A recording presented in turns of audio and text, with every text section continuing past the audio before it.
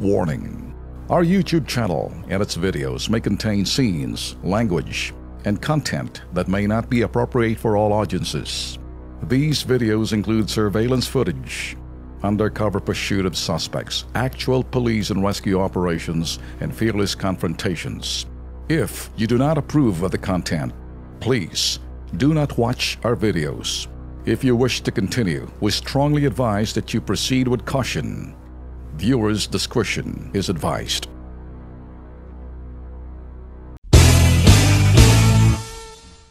Just in case kung kayo nasa opisina nyo, ito lang ho mga tips na dapat bigay ho namin sa inyo.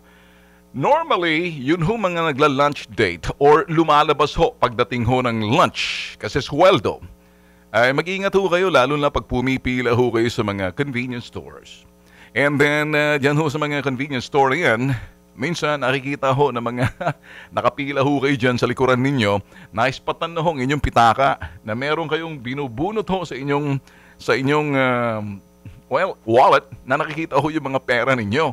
Baka mamaya manguso ho kayo ha. Ito ho yung mga simple tips lang ho kung kayo ho'y nasa Maynila, kung kayo rin ho'y nasa probinsya. Maganda na ho nagkakaalaman ho tayo rito ho sa Bitag Live kasi nakakatulong ho kami sa pamamagitan ho ng tips. Repository ho kami ng mga ito'y modus, estilo ho ng mga dorobot kawatan kung kaya't kami ho'y nagbibigay sa inyo ng mga paalala. Nasa sa inyo na ho. Sa amin ho ang ito'y babala sa inyong pag-iingat. Ganun lang ho kasimple. Kung sakali kayo ho'y mga naninirahan ho sa ibaing dagat, partikular ho'y mga Filipino overseas workers. Okay? At may mga pamilya ho kayo rito, it's always good, si tatay, si nanay, nakakausap yung anak ninyo. Kung nakakausap niyo sa telepono or whatever, sa Facebook, give them guidance, by the way, doon sa mga tips na binibigay ho natin dito. Kahit na ho kayo nasa ibaing dagat, kahit na ho kayo sa Middle East, or kahit na ho sa ASEAN countries na kung saan nagtatrabaho ho bilang OFW, you can still take care of your families by watching ho rito sa Bitag Live and get to know yung mga tips na kinakailangan para makaiwas ho na at least kayo nakakapanood ho sa amin. Baka mga anak nyo ho, mga millennials, o di kaya mga bata pa na sa eskwela, o di kaya enjoying still the few days of summer bago mag-umpisa ang eskwela, at least nakakabigay ho kayo ng mga tips. Yan hong saysay ho ng Bitag Live. Kumusta ho kayo? Alright? Well, ito ho, simple lang ho. Aming hong inuulit.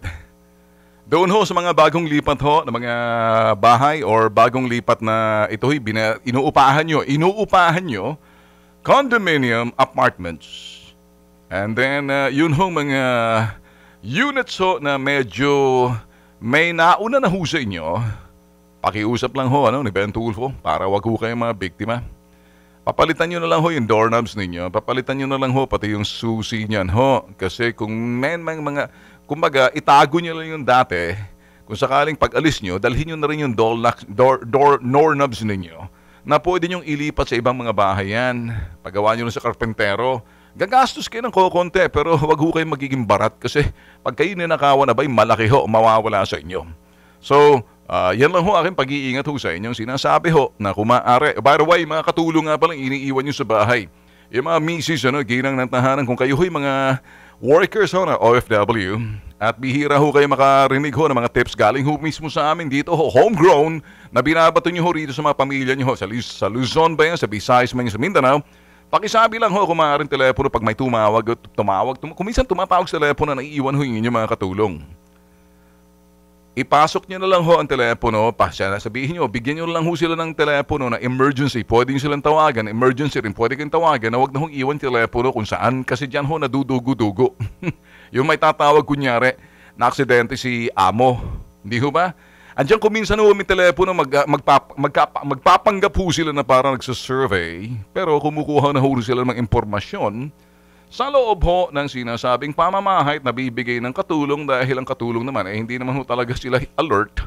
Kaya nga ho sila nagpakatulong kung sakali ho sila may kaya, hindi naman ho siguro magpapakatulong yan. So, medyo magtsatsaga lang ho tayo sa mga katulong ho natin, kasambahay ho natin. Malaki rin ho tulong yan, yung mga kasambahay ho natin. Tratuhin ho natin sila na wag ho yung makahayop